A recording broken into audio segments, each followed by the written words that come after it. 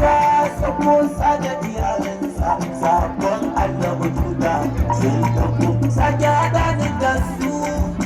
ci ta nema hakin mai biya ba su da shanin kusanci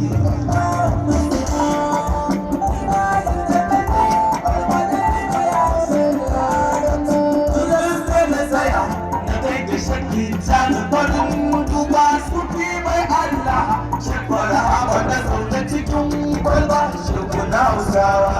a raziki ka da ɗan ban kai can ba tsohon alfahari shekai Idris Baba sake cika da sirrin kai tuci Allah